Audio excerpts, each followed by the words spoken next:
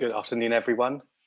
My name is Kane Moore, and I am Director of Development at Achates Philanthropy, and I am standing in this afternoon, sorry. I'm losing sense of time, as host of today's Achates Live session. So if you're joining for the first time, Achates Live is a fortnightly workshop sessions that we have been running pretty much since the lockdown started. This is our fourth session, and all of the sessions are available online via our YouTube page. So do feel free to check those out if you haven't watched them already, and they cover everything from building digital relationships to corporate fundraising. And yet we've been running these fortnightly, and these build on the monthly sessions that we were running at the Old Vic prior to COVID-19. So it would be fantastic if you could just introduce yourself on the chat, and during the session, just feel free to drop any questions that you may have in response to the topic being discussed. And I'd just love to just give a bit of a shout out to Deborah Larwood from Opera North, who's joining us. We have someone who's studying a master's at King's College London. Charlotte, lovely to meet you. We have Hester from Awards for Young Musicians, Clements, Anne-Marie Schulte, who's working in North Devon, and another student on the Arts and Cultural Management course at King's College. Thank you so much for joining, and do feel free to drop questions in. So this morning's session is focused on entrepreneurship. I think I pronounced that right, have I, Caroline? Kane, I think it's just the most difficult title to pronounce ever.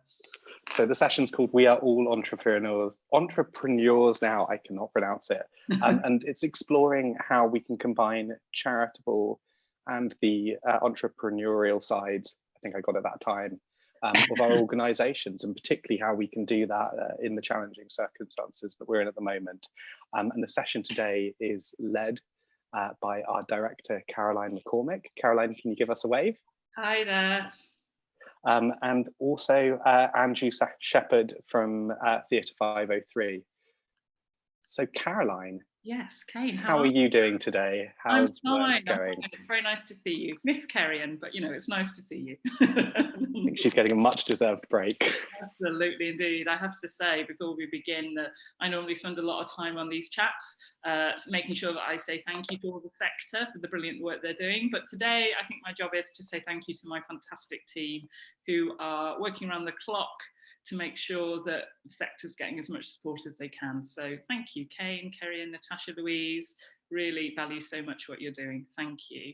And welcome to everyone joining us this afternoon. Really looking forward to hearing Andrew. And of course, a little drum roll for our Achates Philanthropy Prize, Golden Nugget, which today is being presented by one of our wonderful Achates Philanthropy Foundation trustees, Libby Penn, who of course advises entrepreneurs.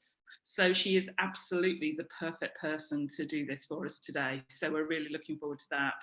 So Kane, do we need a minute or two longer? What's your thoughts?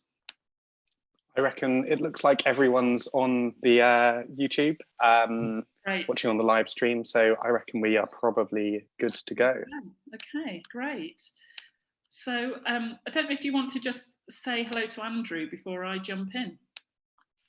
Hi, Andrew. Can you give us a little bit of a wave? Hello. That was kind of, that was a sort of weird virtual curtain I've been hiding behind. Hello. Glad to peek behind the curtain. And what about Libby? Is she there as well? No. Sure, Libby. She's staying. There you go. I'm afraid I'm now tethered on my mobile phone as predicted Virgin Wi-Fi has dropped out. So I'll stay invisible until the end. Okay, super. We'll go for that big reveal then. Well, it's a real pleasure to welcome you all this afternoon. Thank you so much for joining us. As I say, thank you all also for the great work that you're doing.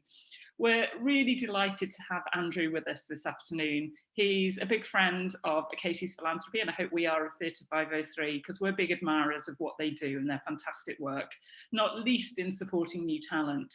But I know that Andrew, along with his artistic director, Lisa, have really worked very closely with their board over the last year or so to really try and develop an entrepreneurial approach to a theatre like Theatre 503, which is critical to the theatre ecosystem, in my view, but doesn't get Arts Council regular funding and is really reliant on its voluntary income sources, and has been thinking a lot about what the future looks like. And I know that's a question that we've all been pondering at this time. Generally speaking, the greater the reliance on state funding, and across the sector that's around 33% at the present time, and the more limited the reliance on earned income, the greater the degree of resilience the organisation will have at this time. Hence, you're seeing organisations like DCMS institutions with free entry, perhaps amongst the least impacted at present, but we all know that that will soon change. Organisations with a high proportion of commercial income and corporate support will be impacted most dramatically initially, and we had a really fantastic session a fortnight ago talking about corporate support of the arts and the challenges to that. Do look it up on YouTube if you haven't caught that already. At the moment, this is the income source, which is already considerably below the levels of 2012. So in 2019, it was at 98.1 million as opposed to 144 million. So it was already in steep decline and will be most negatively impacted initially, with the arts having to make a robust case for support going forwards. In fact, at Achates Philanthropy, we'd really advocate that there needs to be a cross-charity sector campaign for corporate support of the arts. Corporate support of charities per se, with tax cuts to do so. The impact will tend to be focused on medium to large organisations, as corporates tend to support large brands, and those who have limited state support will be the most at risk of all. Organisations who mainly draw upon trust and foundation grants for their voluntary income will be least affected initially, at least, as the foundations generally have unrestricted their grants and in some cases offered additional support. And I can't compliment the trusts and foundations enough on the amazing work they've been doing to so nimbly turn around so many grants. The impact on individual giving is, as we've discussed on these sessions before, perhaps the most difficult to predict at present, particularly because the government furlough scheme means that the economy is being supported. And I think we saw in the news today that up to a quarter of the workforce is being supported by furlough at the present time. So it's an incredibly large number. And the true level of unemployment is not yet understood. However, there are a number of issues which are anticipated as household disposable income shrinks, so it is likely will levels of philanthropy. Major donors tend to be older and are likely to take some time to re-engage with the charities they support. Cultural organisations will be forced to think more broadly as to who they target for support as a result, and we would really advocate that thinking in a more mainstream charity way will become the norm. Not that we won't go after those major gifts, we absolutely will, but we might think about groups such as young people in a more meaningful way for the first time. And finally, both organisations and the sector generally will distinguish itself by the work it does in service of its communities at this time. The sector, we believe, has the ability to re-establish itself as a core pillar of society in the eyes of many who perhaps have previously viewed it as irrelevant or elitist. The first wave of organisations to be negatively affected, and in some ways the most visible, are those for whom the impact is immediate. For example, a festival due to present its activity soon after the crisis, and unable to reschedule, and perhaps largely dependent on ticket sales and sponsorship. Or a large theatre with no regular state subsidy, or with a large proportion of its income from ticket sales and corporate partnerships. These kinds of organisations will be at risk of collapse within the financial year, and whilst they will try and mobilise support from the public and engage core funders, their ability to survive is likely dependent on their profile, their reserves, and their ability to engage a few funders at this time. The next wave of impact is on the organisations for whom the furloughing of staff, the rapid action of state and foundation partners in unrestricting funds, support from existing donors, combined with the conversion of some of their ticket income to donations and their ability to draw on their reserves, means they're able to survive to the autumn, but then will be left in an extremely vulnerable position with their reserves drained and support from their donors already called upon, with limited alternative sources to approach, whilst income from earned income re-established itself. The third wave will be on organisations for whom the impact will be felt in 2021 onwards. This includes organisations such as Prizes, whose sponsors do not renew, small to medium-sized organisations with limited track record of grant funding who find it hard to secure support in an extremely competitive market, and those who have not built an individual donor base to turn to when state funding is under increasing pressure, as we know it will be with that lottery stockpile spent. So what is clear is that with earned income representing 55% of income to cultural organisations on average at present, we are all going to need to become entrepreneurs and to take innovative approaches to see how we can manage what at Achates we call resilience with integrity. So on that sobering note, it's my pleasure to be able to introduce Andrew to present us a little think piece, a little provocation on the subject of we are all entrepreneurs now. Thank you, Andrew. Thank you very much, Caroline. Hello, everyone. Could just give me one moment, just getting used to doing. I thought you were waiting for everybody to reply, Andrew. Yes, I know. I said that wonderful moment ago. I'm so used to standing up in a room and wandering about, so bear with me. So thank you so much, Caroline, and also thank you so much to the brilliant Achates team for inviting me to be part of this discussion. I'm just going to talk for a little bit. I hope that's okay. This session, I should point out, was first proposed when the world was a very different place. And understandably, as Caroline's pointed out, with so many organizations and venues, myself included, focusing on survival and crisis management, it probably seems strange to be talking about being entrepreneurial right now.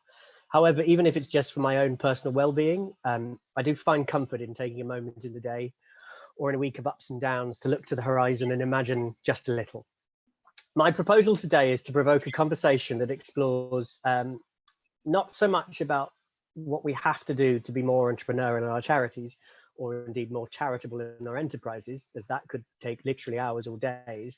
But I'd like to begin with a simpler and hopefully more manageable premise to get things started, to change at least the perception of what we already do and could do in the future. I hope you don't mind, I'm going to give a little background to me to give you a context of my journey to today. I trained as an actor at LAMDA because I thought it would be the best use of my law degree. I set up a theatre company halfway through my time at drama school, let's face it, as a vehicle for my own writing and performing. And it was there I wrote my first direct mail fundraising appeal in the heady days when GDPR wasn't a thing, and going to the library and opening a copy of Who's Who was the best way of finding out, you know, who's who. Of course, at the time, I didn't know I was writing a direct mail appeal. I was asking people to invest in my new theatre company with no possibility of a return. It was surprisingly successful. I think about 10% response rate. Maybe it was the honesty. I also spent 6 years putting together an independent feature film, which I'd co-written, and setting up the business and raising investment via the Enterprise Investment Scheme. As expected, we ran out of money with 90% of the film made. We did finish it in the end. So I spent some time working in the charity sector, specializing in individuals, events, legacies, while running my theatre company on evenings and weekends. I had the spell with Young Actors Theatre Islington as their development manager, where I created the most affordable foundation course in acting, £50 a week and mornings only, so students could work. It's now its 5th year and is filling the core deficit that wasn't covered by other fundraising, while also being offered for free and subsidised for those who can't afford it. I think it's £54 a week right now, so I'm still okay with it. And the last 4 years, as Caroline said, I spent working with Lisa Sperling at Theatre 503, focusing on many other things, including breaking open or trying to break open our business model.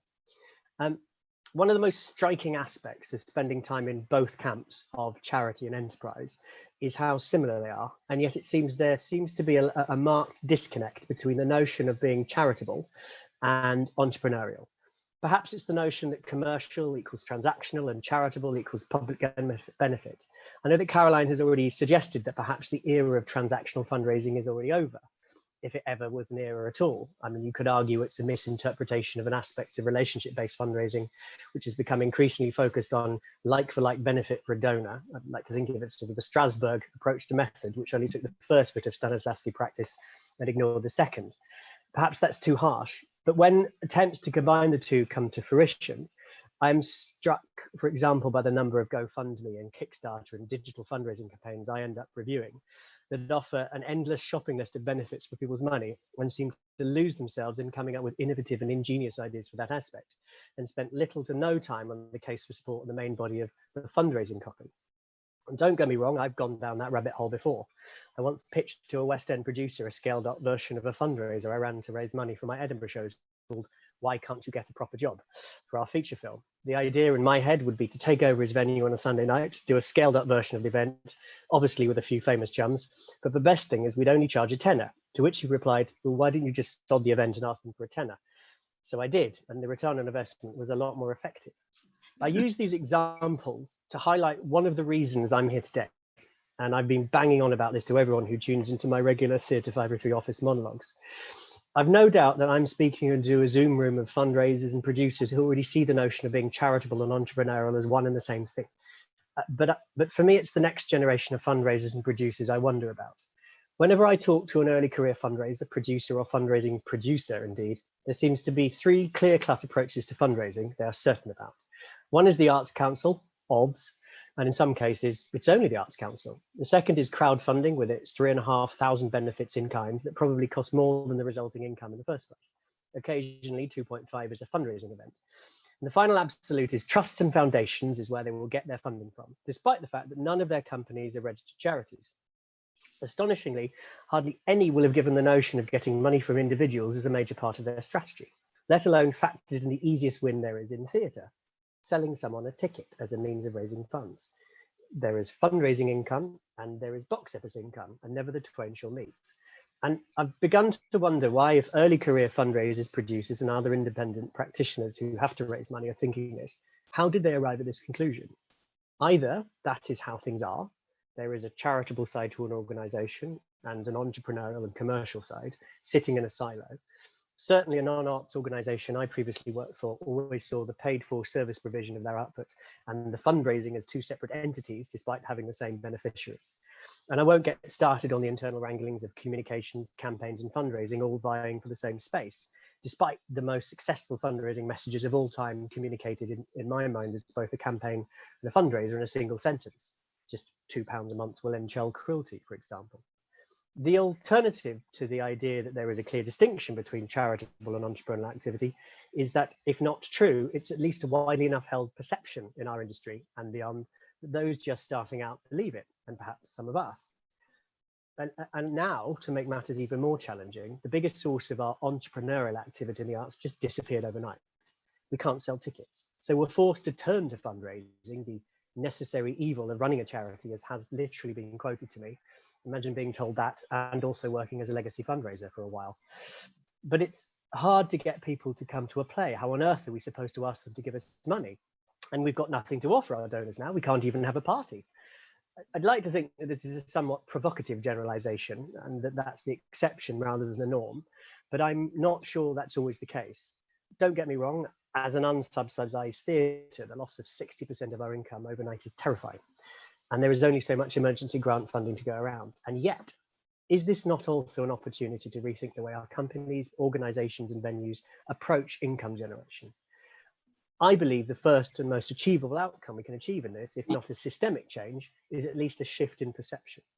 That we don't keep the charitable and entrepreneurial sides of our business at arm's length, but actively bring them together in the way that we talk about our organizations and outcomes. I found it fascinating that the headlines generated in response to the publication of Arts Council's Let's Create 2030 strategy focused on the idea that they were shifting away from quality and excellence to relevance as the litmus test for funding, and watching the resulting ripples of a disconnect in the media, both in industry and social. It's fascination as, firstly, my interpretation of what is actually being suggested is that inclusivity and relevance, the inclusivity seemed to have got lost in that initial conversation, are being given equal weight as one of the 4 principles of investment alongside quality, not in favor of it. Perception, once again. What I found equally fascinating was very little attention was paid to one of the other principles of investment, dynamism.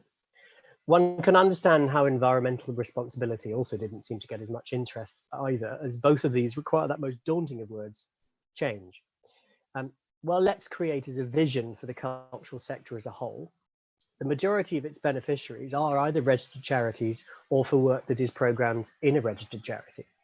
Despite this, the word investment appears 54 times, invest 23 times, while charitable gets 1 mention and charity gets 2, as in Arts Council England is the registered charities, twice in the glossary and the footnotes.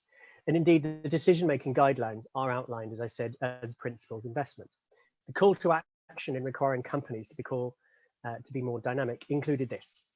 Cultural organizations will need to become more entrepreneurial and develop business models that help them maximize income, reduce costs, and become more financially resilient. Going even further, we expect them to look for opportunities and share services and explore mergers with other organizations. And if you go down all the way to the bottom of page 56, there's a moment. In our investment processes, we will become a more flexible investor, developing alternative investment schemes such as loans or stakes to support our traditional time-limited grants. So, the principal supporter of arts and culture in this country has framed its narrative around investment, return, and even risk, using the language that describes a way of funding an enterprise. Among the many definitions and articles about the nature of an entrepreneur, my favorite description is this. An entrepreneur is someone that can sustainably serve an audience because they have a profitable business model. But we work in the unsubsidized and subsidized sector. Nothing we do makes a profit. If you were to pitch our business to a commercial investor proposing that every production was guaranteed to lose 75% of its original investment and every project, outreach or otherwise, was going to lose 100%, they'd clearly laugh me out of the office, wouldn't they? Well, if you pitched it as a money-making exercise with a short-term return, then of course. But what if it's not that? What if we're presenting a solution to a problem that can only be solved in the long term, where the return is more intangible and more unpredictable? But we believe that what we are offering is not only right, bar some amends along the way as we adapt to changes in society, but reaps a 100-fold return on investment in the long term. Oh, and by the way, your return isn't just about money, although depending on the proposition, there could be. It's about transforming lives and changing society. They'd go, I hope, oh, you mean you're a startup, you're a social enterprise. I mean, you could cynically note that the least successful of all three enterprise investment schemes right now, SEIS, EIS, and social enterprise, it's the one with the smallest tax relief, social, 30% as opposed to 50% and 9%, that is the least used. But perhaps it's also that we ourselves are not embracing the notion of social currency being just as valuable, if not more so than actual currency.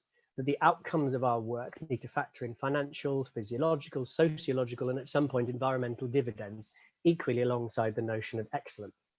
But wait just a darn minute, I've been thinking.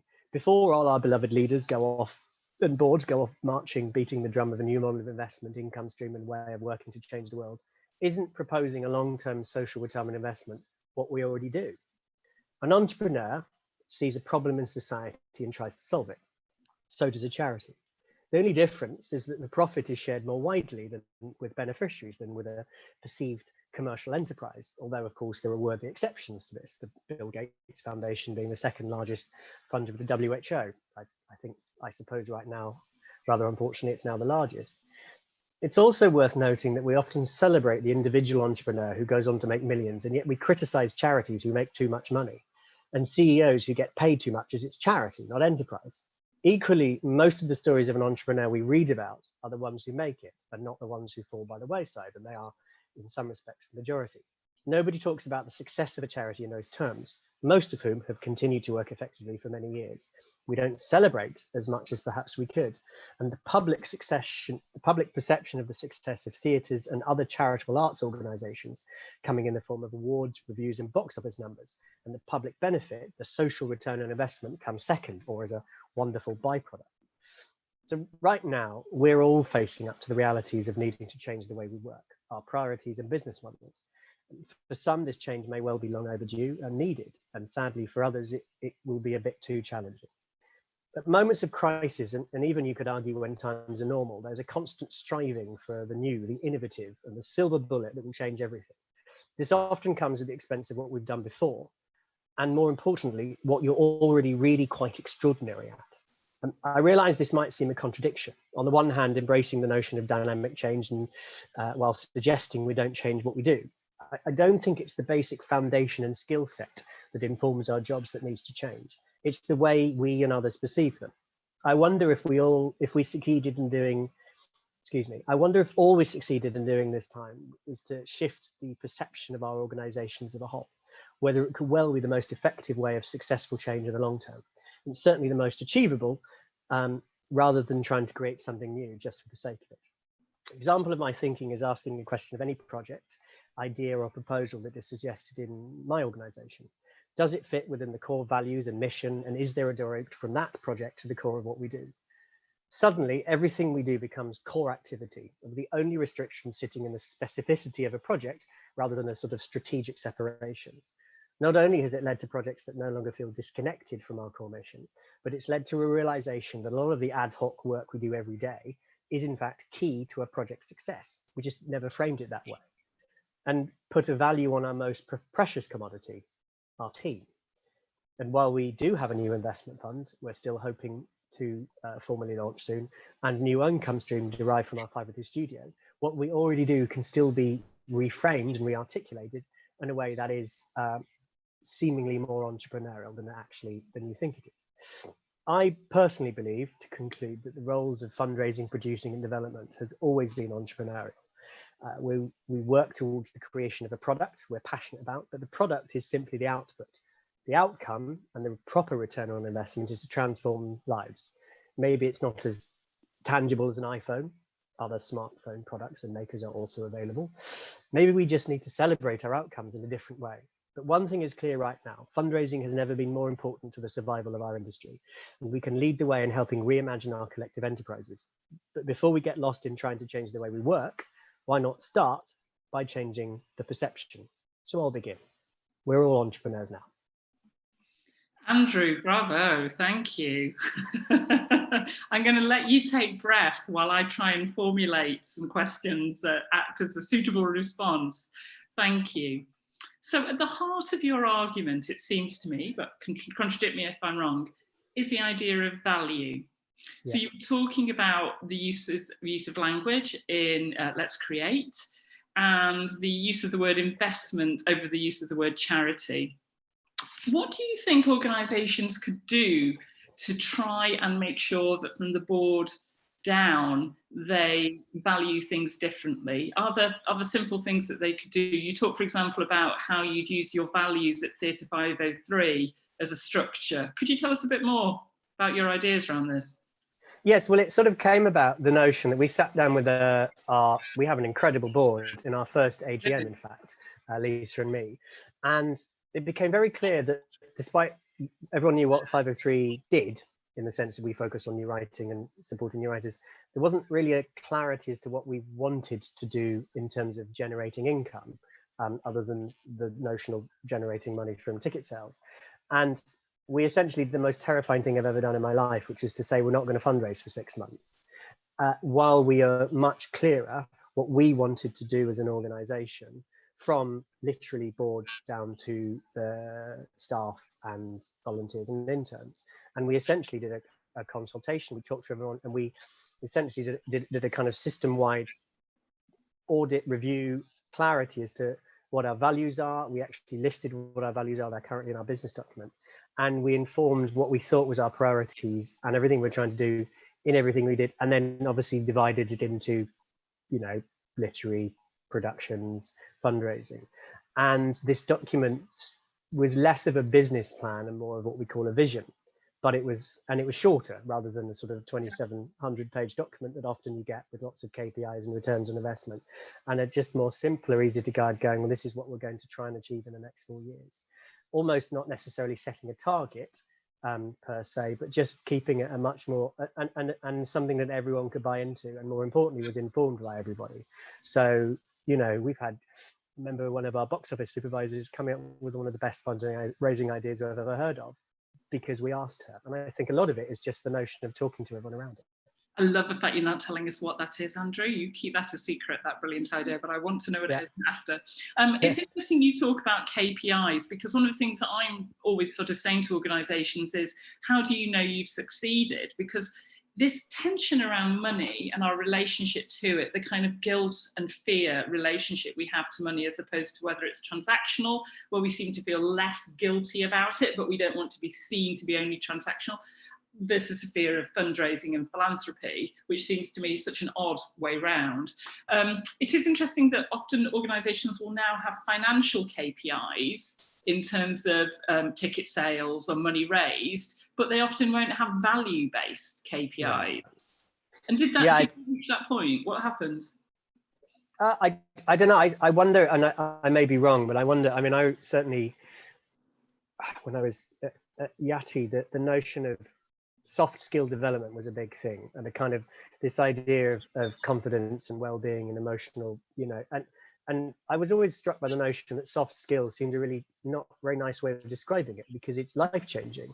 And I think it's almost that sense of going our more, I don't know, the more emotional, psychological, the more intangible outcomes, we feel like we can't measure them for some reason, because, well, how can you measure I started the day feeling good or bad and I feel better because I did a writing program, which is a little bit trite, but I don't know. I think I suppose it's more comforting and easier to measure KPIs in, I put, £1 in this and I'll get £3 back, or I know that if I sell at 75% capacity. How can you put a measure on social investment? But also, I work for an organization where the return on investment for a writer could be 10 years. Yeah, absolutely. We're sort of a bizarre organization that launch writers. We give them their first production and they have to go. And they're not allowed to do another show with us, which is brilliant because it means they go off to do other things. And we know that the return on investment, so Mountaintop, for example, is now the most produced play in America, or one of the most produced plays in America, and that 503 did in 2009. It has generated a certain amount of money. 503 doesn't have any of that money.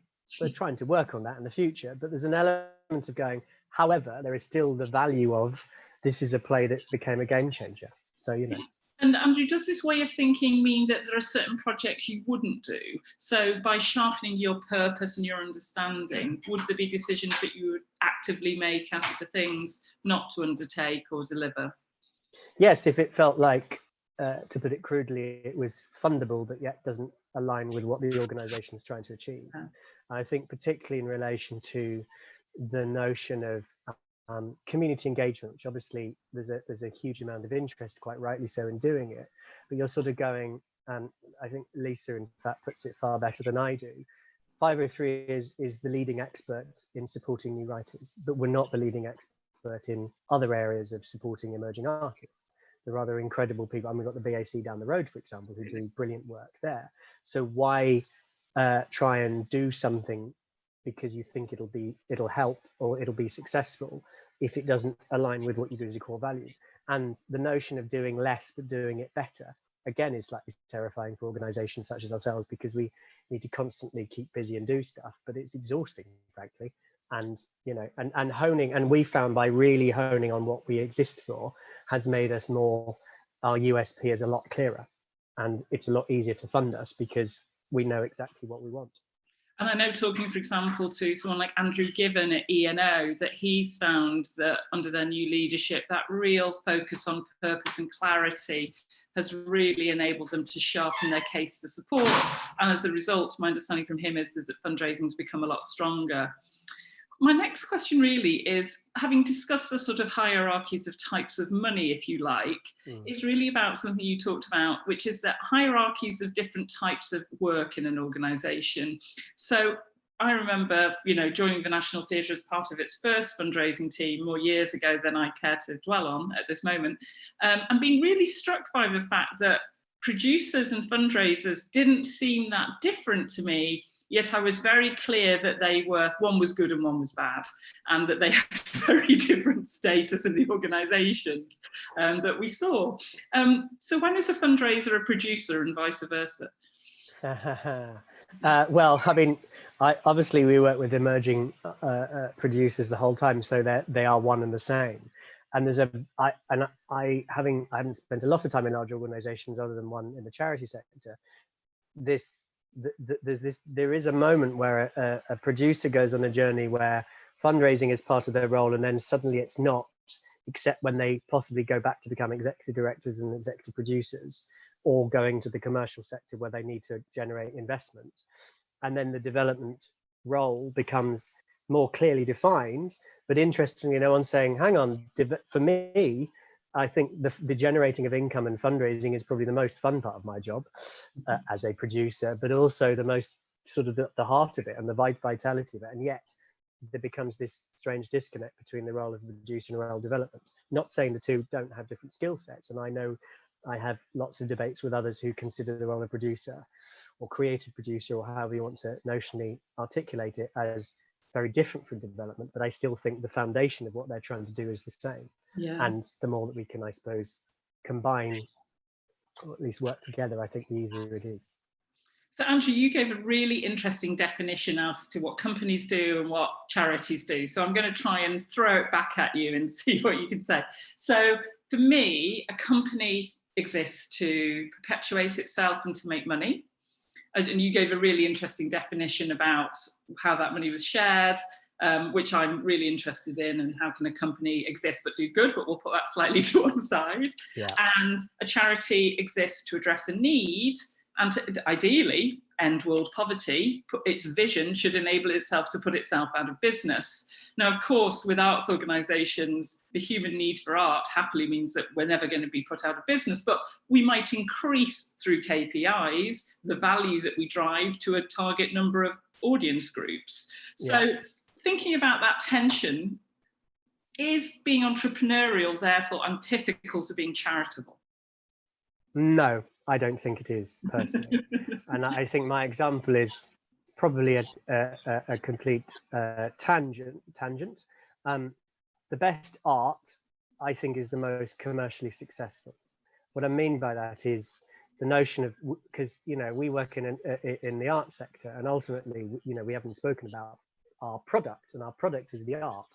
And I think you look at the most commercially successful products over the last few years, in fact, ever, they're the ones that are also the best made, the best invested in, the best put together by the best people, and the value in which that everyone has sort of embraced this project. I think you look at Hamilton as probably one of the greatest musicals of the last of a while, and you just go, the amount of work, effort, and heart and passion that went into it. And I think this comes down to passion. I don't know. So I feel like, and most entrepreneurs are passionate. And I'd like to think most people who are fundraisers are equally passionate about what they're raising money for, especially working in the arts. There's a joy to it. And I think, so that's my response. Whether you agree with it or not, it's entirely up to you. That might be one for a virtual glass of wine, but I think that, yeah, exactly. But I think it's really interesting. I mean, I think there are certain things that carry certain projects, but quality will out. I mean, I think when we go into an organisation and we have an Achates value chain, and we say these are the things that have to be working well in harmony with each other to succeed, we always say, is the work excellent? Is the governance robust? Is the connection with the audiences strong? Then those things are working in alignment. That's when you can raise money. Within that, there are all sorts of hierarchies and prejudices and factors going on, but you can't get away with that, the work being good, I think. So having said this, what do you think are the characteristics of a really good entrepreneurial organisation? Because it could simply just be something like size, Andrew. You know, we know that some of the organisations that are doing best at generating commercial income are frankly the ones that own their buildings, so they can leave loans against them and have commercial products. Is that what makes for a good entrepreneurial organisation, or are there other things that you might think about? I suppose it's a really good question, and I can only speak from my own experience rather than other organisations who probably do this far better than me. I do still think it's a mindset, and I think it's that notion of, I mean, bearing in mind I work in an organisation that has no security in its building at all. We are there at the goodwill of our landlords. We don't have tangible assets per se. I suppose the instead of going long-winded, the simplest answer is your greatest asset is your people and the value of them and what they can offer. And I'm not saying you suddenly turn your people into a commodity, but frankly, that's what we do in the arts quite a lot. We just don't think about it. And there's a notion of going, you know, suddenly if you go, your greatest asset is the people who you work with, or the people who you're benefiting, or well, art in its, again, let's not get into that big debate, but art is essentially, without people, there is no art. You have to, so if you invest heavily in that.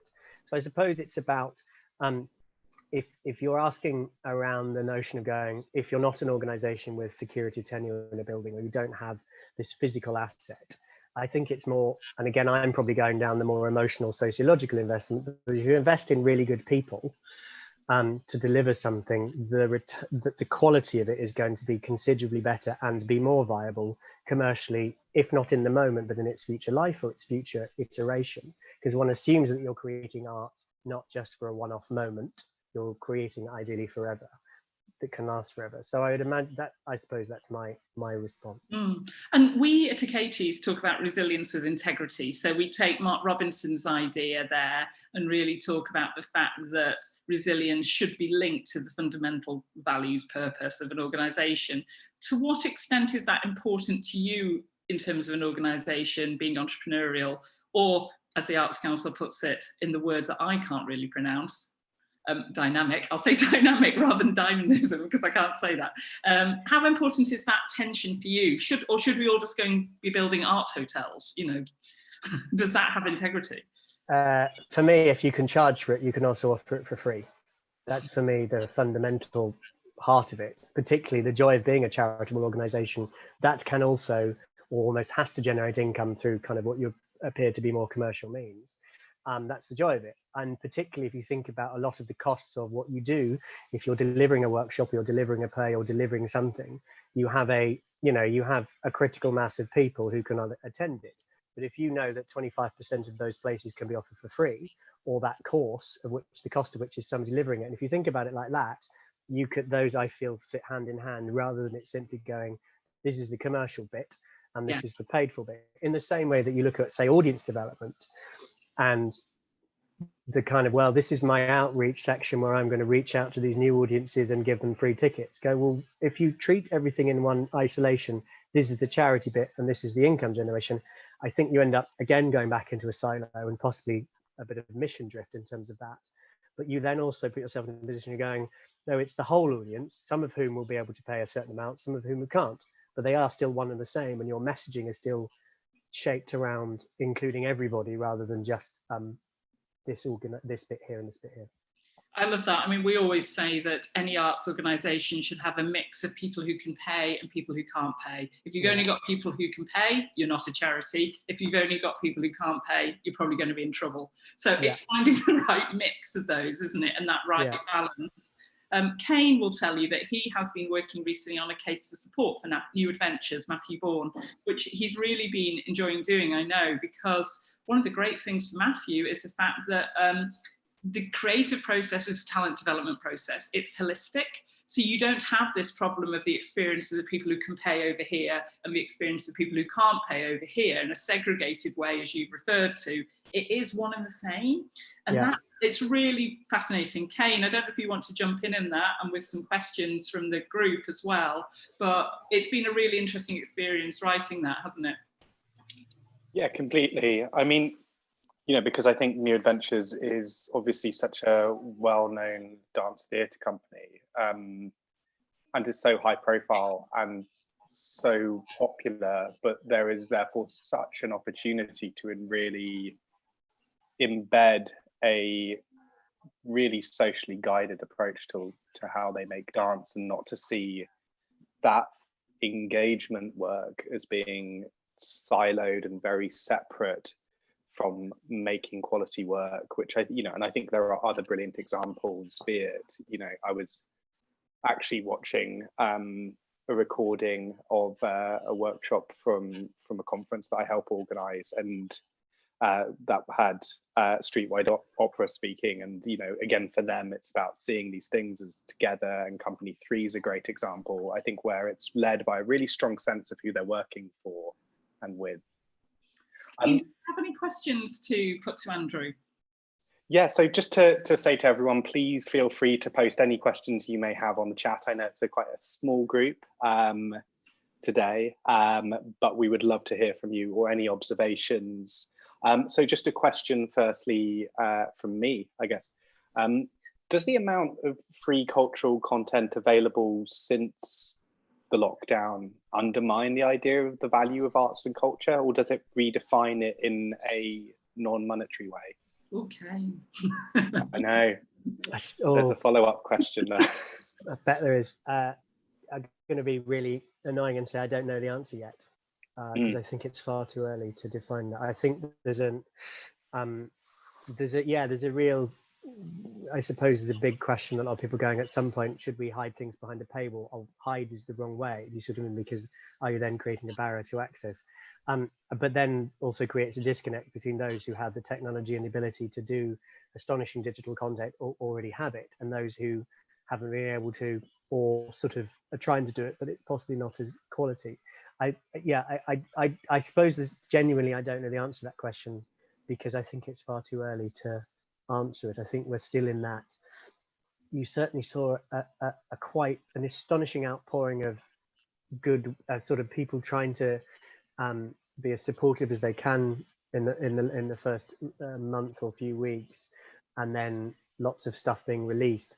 Yeah, I'm rambling because I don't know the answer. No, I should. Interesting, Andrew. I mean, I think we in it as a team, we send each other things that have either been sent to us or we share, we found or whatever. So, for example, this week I've been sharing the Lyceum Theatre in Edinburgh, which is of course where the wonderful David Greig is.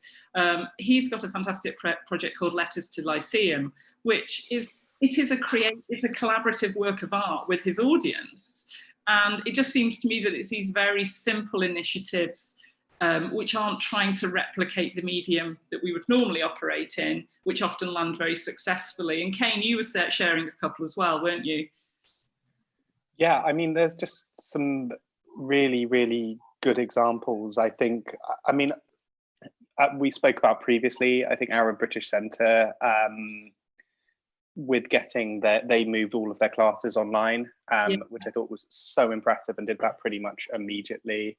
I think also, we talked about this earlier today, the Yard doing exactly the same things and just saying straight away, we're going to keep on running all of our participation projects in one form or another.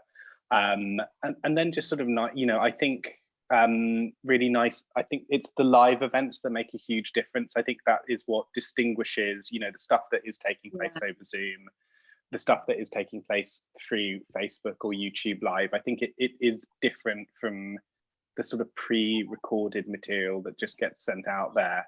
And, I think it's really interesting to talk to organizations who are working with far more isolated groups as their primary audience, be it the homeless population or the elderly population in care homes, where they're doing stuff that is online, but possibly has some sort of, is looking at things that are just beyond, that aren't just restricted to the internet, but maybe don't get as much visibility around them, but that are vitally important.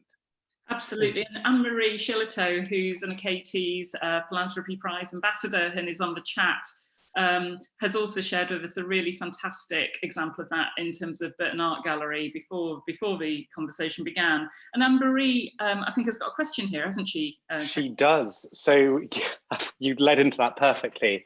So Anne-Marie's asked, can you talk about taking new innovative ideas from start to scale? And then the second question, what do you do to encourage people to come forward with ideas? I guess that's definitely a question for you, Andrew. I mean, I work for a small organization, so we all sit down and ask people. I mean, to put it bluntly, I mean, I'm just lucky I work for an organization that keeps on creating an open forum for people to express ideas. But as I said, I have the advantage of working with a team of 10. So it's a lot easier to talk to people rather than, I suppose, if that's alluding to the notion of bigger organizations where, there are hundreds of people in possibly in different parts of the country, I think. And I suppose then that's the duty of our senior management leadership teams to ensure there is space for the exchange of ideas, and it's the room to breathe. I think we struggle with this because, certainly before we closed, we were open practically 365 days of the year just to keep the notional idea of our business model vaguely solvent, which is fairly counterintuitive in terms of, the emotional cost of it. But there is also the joy you get out of just taking time and going, let's just have a conversation, let's have some breathing space, and almost trying to ensure that is in your part of the way your working life over a period of a year is factored in. It's really interesting. It's making me laugh, actually, Kane, because I'm thinking about my very first job in a charity, which was at the RNID, where I worked for a year before I went to the National Theatre. And it's interesting thinking about the idea of the different hierarchies in cultural organisations and, you know, where you're allowed to have voice and not. At the RNID, the reason I ended up getting my break and going to the National Theatre really was because I one day left a note on the chief executive's desk that said, I know how to get you £1 million. And I did, because they'd never done European funding and they had a big Northern Irish office and I'd done lots of European funding and I knew that we could get millions for Northern Ireland, which we then did. And that eventually took me to my job at the National Theatre. But it wasn't the most conventional route to get my voice heard. And I think that, you know, I think it's a really good point about how do we make sure that our structures are really supporting input and dialogue, no matter what our position within the organisation. And I know that you all have had really good experience of that at BAC. Yeah, I mean, we were very lucky at Betsy Arts Centre to have a sort of flat management structure. So there really wasn't a sense of hierarchy, and it was very much based on how design and architectural firms work in terms of having project teams, and you didn't necessarily have to be, you could join the fundraising team but not be a fundraiser, which I'm sure is, you know, it's those slightly more adept management structures and smaller teams that I think probably are responding better at the moment. I think it's where you have the level of bureaucracy of having to really, you know, we have to really plan out how we're going to do stuff online, and then suddenly a couple of months has gone by. I think it's the organizations that move very quickly to try something, even if that thing wasn't perfect, that are arguably showing their relevance at this moment in time. That's lovely. I think that a couple of extra things. One is, I think the highlight of my professional life at 503, one of the days was when we had our board AGM and the entire team joined us for a 3-hour session. Again, we're a small scale organisation, as you do, and the room is filled with your board and your entire team all having discussions about things that, again, might not be their area of expertise, but they want to join a fundraising discussion. They want to talk about access. They want to talk about this, which is a joy. I'm going to steal someone else's mantra when I started fundraising in the charity sector, who said, we're pilots, not doctors. This is a mass generalization, so I apologize to anyone online who takes offense. But the notion of a doctor or a surgeon within, say, the sort of medical profession, that questioning a senior consultant is a challenge, and potentially being able to not hold them to account, but suggest that something might not be correct is a lot harder. Whereas the notion within pilots is that even if someone spots something wrong with a plane, they'll stop, possibly take the whole plane apart, put it back together again. And I mean, that's a bit of a trite generalization, but the idea, if we're more about the notion of embracing it, certainly at leadership level, that people can question what perhaps might be wrong, even if you've got a really good answer to it. Certainly, was it, you know, your freshest eyes in your first 100 days working for an organization, and the number of times when you kind of go, why do we do it like that? And you either go, oh, this is the reason, or you go, it's because we really didn't want anyone to ask that question and we put it in a box because we don't have the time to fix it. But we should always encourage, even if we think we're right, people to at least question it, because, you know, otherwise how we're going to achieve.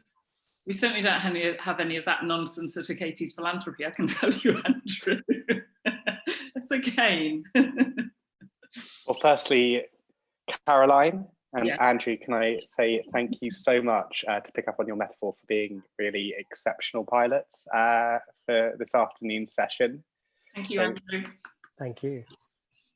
The only thing we have left is to hand over to Libby Penn, who is trustee of the Achates Philanthropy Foundation and also specialises in advising arts and cultural organisations on developing their commercial assets, to give a final golden nugget to send us on our ways. So Libby, Thanks. Can I hand over to you? Thanks. So I think actually it sort of panned out nicely that the three of you have touched on quite a lot of the content of my summary. But I think hopefully it'll provide to be a useful wrap up, because I reflected on what makes the best entrepreneurs I know and what traits they have. And I think they're the same ones that I tend to see in the cultural sector as well. And so I'll just sort of touch on how I think they need to be working for us.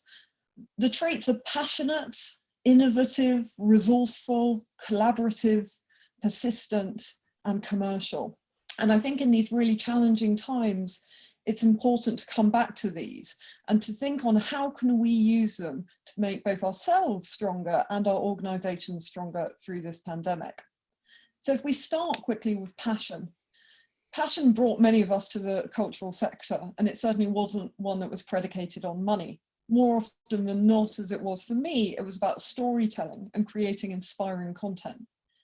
Passion is what gets us through the challenging times. It's the why that sits behind us. It's the thing that motivates us to go the extra mile. It's also the thing that motivates others to believe in us, our teams, our audiences, and importantly, our donors. We need to come back to that passion in this time, to draw on it, to bring it to the forefront and celebrate it.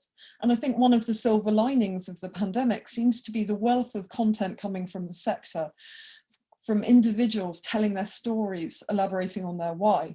And it's created a cacophony of voices speaking about their work, their ambitions, also their challenges, and doing it with more heart, more punch, and more humility than ever. And I believe there's something in sharing that passion with your network, your donors, your audiences, and your teams that help people get through the darker times. Those personal stories motivate future artists who may be fearful about what the future holds for them, but they also go to tip the balance to encourage donors to dig deep and to donate, as we've seen with the success of so many recent fundraising campaigns related to COVID. So on a very basic level, I encourage everyone to use this time and to come back to their why and to share their purpose and journey more widely to create that sense of connection with your audiences, donors, teams, and network. But we know that passion alone doesn't an entrepreneur make. You need to understand how to bring your ideas to life. And 9 times out of 10, that does mean overcoming challenges. We need to be innovative, to have new ideas and methodologies to connect with our audiences and donors when we lack the ability to bring them to us within our 4 walls. And that's easier said than done. For some, innovation becomes easier in the face of extreme challenge, but for others, it's harder. In that case, I recommend turning to some of the more established frameworks that exist to help you get through the ways and explore ways to innovate. At a very simple level, just Google a framework called, very simply, 10 types of innovation. It will give you a simple framework to work through to try to identify those new opportunities. Gather your team virtually through Zoom, use an online whiteboard tool like Miro, which you can use for free, and work through that framework, throwing up ideas on virtual post-it notes to see what sticks. And as Caroline commented so accurately earlier, good ideas, after all, really can come from anywhere.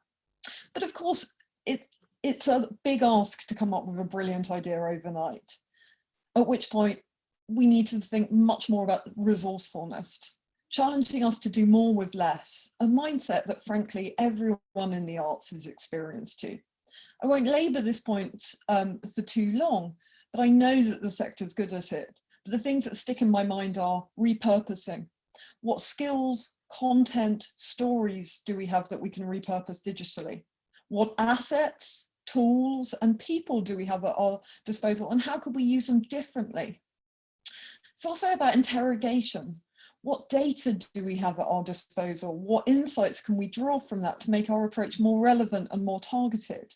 And what evidence from that data can we get to provide donors and foundations that we are still relevant ourselves and we're still having an impact? And then our network. Who in our network can we reach out to advocate for us online? Who do we know who can help us adapt to this new, more digital world? And so building on that point of network and resourcefulness, it's more important than ever to reach out to our network of patrons, of donors, of artists, of teams, to get them to come and work with us, to collaborate and help us to adapt. A problem shared is often a problem halved, after all. And what we're seeing is that people now more than ever are willing to offer help. They're willing to offer their voices, their time, their ideas, and in some cases, their money. We need to engage those networks for their input, to get them to help co-create our futures with us. And by inviting others to help us, it brings them closer to us. They get a taste of our mission, of our challenges and our ambition, and ultimately they feel valued by us. Collaboration forces stronger relationships and it extends our network of influence. And ultimately it does bring those new ideas and approaches to the table, whether that's streaming new writing readings with a group of remote actors, to asking donors to come and give you their ideas on fundraising strategies. Opening up your doors and working with your network creates a sense of community and contribution, which ultimately builds stronger relationships and louder voices. You have to keep at it though, and keep trying those new approaches in this new world.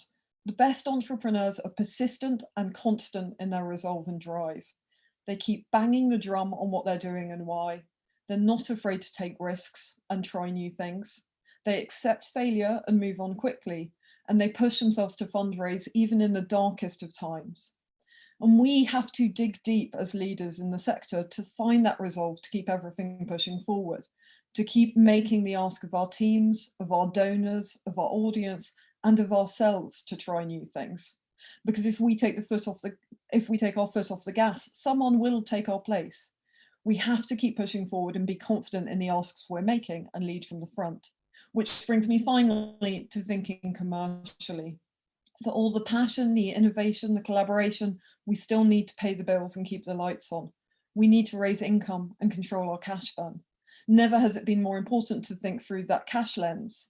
We have to make the most of the government initiatives, but we know they're not enough. So we need to find ways to monetize our content and our assets, and to find new ways to build relationships with donors in a more distant world.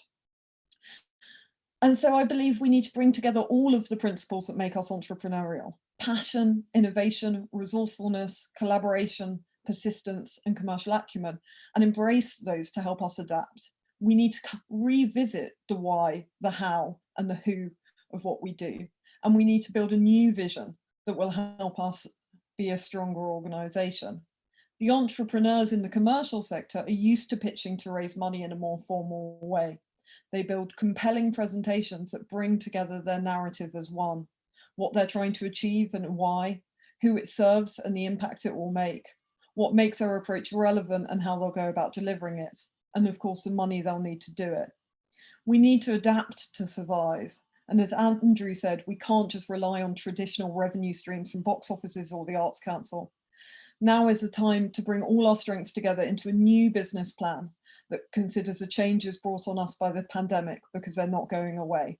And we need to use that plan to unite our teams, our audience, and our donors to collectively help secure our future. Libby, thank you. That's amazing. We are so privileged to have your thoughts and insights with us today, and I think a double deal of thought leadership for our viewers today. So thank you. Thank you, Libby, and thank you, Andrew, as well. Kane. Thank you, everyone. Yeah, just to add, thank you, Libby, Andrew, and thank you, Caroline, for today's session. So our next session will be on Tuesday, the 19th of May, same time, same place. So kicking off at 2 o'clock, and it will be a museum and galleries special, and we'll send across more information shortly, but we hope to see you there then. Thank you very much to everyone for watching today. We hope you have a good rest of the day and a good rest of the week, and we will see you back here in a fortnight's time. Thanks so much, Kane. Thanks, everyone. Bye now.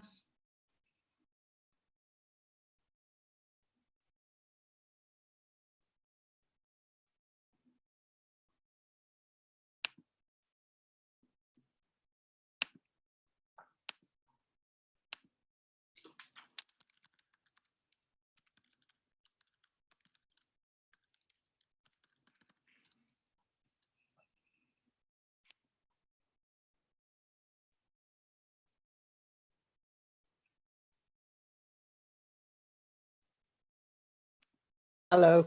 Hello. Well done, everybody. That was fantastic. Thank you. That was all right. Is Libby still with us as well? Is she gone, Kane? We lost Libby. Oh, we lost Libby. Okay. Kane, you there? Ah. Why don't I message you, because I think we're still recording. Okay. Okay, I'm going to say goodbye.